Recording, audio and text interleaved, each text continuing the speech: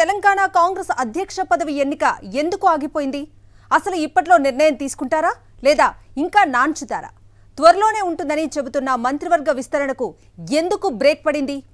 ఈ అంశాలపై పార్టీలో నెల రోజుల పాటు తర్జన పడిన తర్వాత కూడా వ్యవహారం ఎందుకు కొలిక్కి రావటం లేదు? తెలంగాణ కాంగ్రెస్ తెరచాటు రాజకీయాల్లో ఏం జరుగుతోంది? తెలంగాణ కాంగ్రెస్ అధ్యక్షునిగా ముఖ్యమంత్రిగా రెండు పదవుల్లో ఉన్న రేవంత్ రెడ్డి తనకు అధ్యక్ష పదవి నుంచి విముక్తి కల్పించాలని ఢిల్లీ పెద్దలను కోరినట్టు తెలుస్తోంది.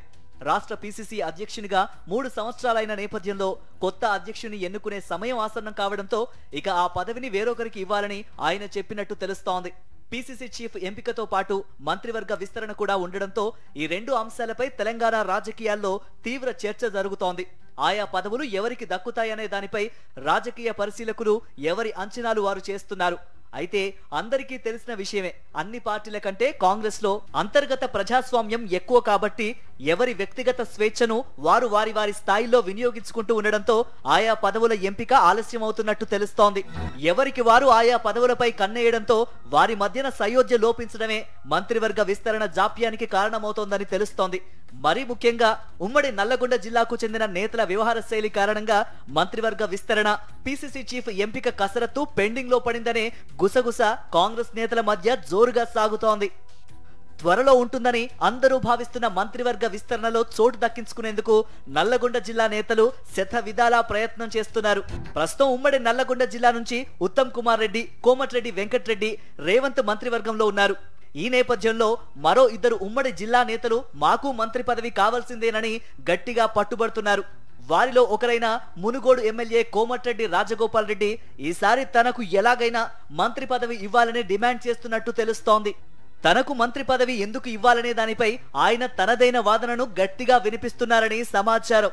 బీజేపీకి గుడ్ బై చెప్పి కాంగ్రెస్ లోకి వచ్చే సమయంలో అధికారంలోకి రాగానే తనకు మంత్రివర్గంలో అవకాశం కల్పిస్తామని కాంగ్రెస్ హైకమాండ్ పెద్దలు హామీ ఇచ్చినట్టు ఈ సందర్భంగా ఆయన గుర్తు చేస్తున్నారట.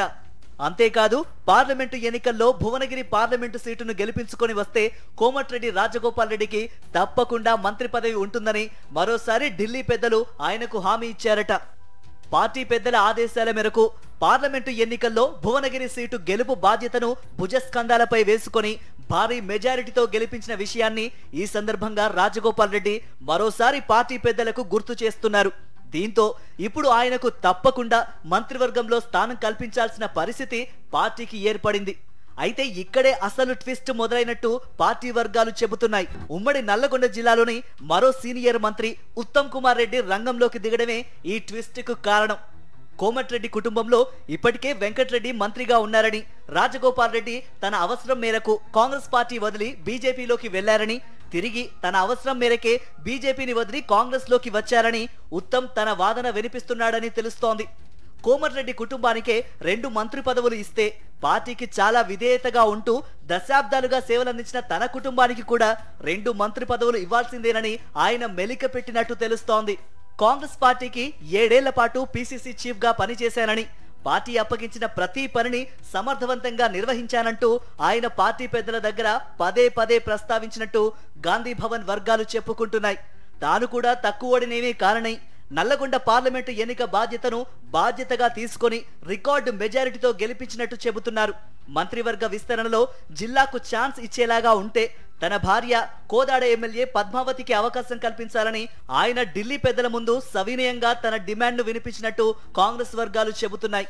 మంత్రి ఉత్తమ్ కుమార్ రెడ్డి ఇచ్చిన ఈ తాజా ట్విస్ట్ కు ఏం చేయాలో తెలియక ఢిల్లీ పెద్దలు సైలెంట్ అయిపోయినట్టు తెలుస్తోంది. మంత్రివర్గ విస్తరణకు సంబంధించి మంత్రి ఉత్తమ్ కుమార్ రెడ్డి పెట్టిన మెలికకు తోడు మరో మెలిక కూడా తాజాగా చోటు చేసుకుంది. ఉమ్మడి నల్లగొండ జిల్లా దేవరకొండ ఎమ్మెల్యే బాలు నాయక్ తాను కూడా మంత్రివర్గ రేసులో ఉన్నట్టు చెబుతున్నారు. మంత్రివర్గంలో లంబాడా సామాజిక వర్గానికి అవకాశం ఇవ్వాలని ఆయన హైకమాండ్ దగ్గర తన డిమాండ్ ను సున్నితంగా స్పష్టంగా వినిపించారట. మంత్రివర్గ విస్తరణ జరిగితే 6 పదవుల్ని నింపాల్సి ఉంది. వీటిని ఆయా సామాజిక ప్రాంత సమీకరణాల ఆధారంగా భర్తీ చేయాల్సి ఉంటుంది. ఈ నేపథ్యంలో 6లో 3 బెర్తులు తమకే కావాలని నల్లగొండ జిల్లా నేతలు పట్టుబడుతూ ఉండడంతో ఏం చెయ్యాలో తెలియక పార్టీ హైకమాండ్ నేతలు తలలు పట్టుకుంటున్నట్టు తెలుస్తోంది. కర్వమంటే కప్పకు కోపం, విడవమంటే పాముకు కోపం అన్న సామెతలాగా కాంగ్రెస్ మంత్రి పదవుల పంపిణీ కార్యక్రమం తయారైందని రాజకీయ పరిశీలకులు విశ్లేషిస్తున్నారు. ఈ నేపథ్యంలో మంత్రివర్గ విస్తరణ, పిసిసి అధ్యక్ష ఎంపిక పనులను కొంతకాలం పాటు వాయిదా వేయాలని ఢిల్లీ కాంగ్రెస్ పెద్దలు భావిస్తున్నట్టు తెలుస్తోంది. మంత్రివర్గ విస్తరణలో సామాజిక సమీకరణాల ప్రకారం చోటు లభించని వారిలో సీనియర్లు ఉంటే వారిలో ఒకరికి పిసిసి అధ్యక్ష పదవి కట్టబెట్టాలని, తద్వారా అసమ్మతిని తగ్గించుకోవాలనేది కాంగ్రెస్ పెద్దల ఆలోచనట. ఇలాంటి పరిస్థితుల్లో మంత్రివర్గ విస్తరణ, పిసిసి అధ్యక్ష ఎంపిక ఎప్పుడు జరుగుతుందో కాలమే సమాధానం చెప్పాలి.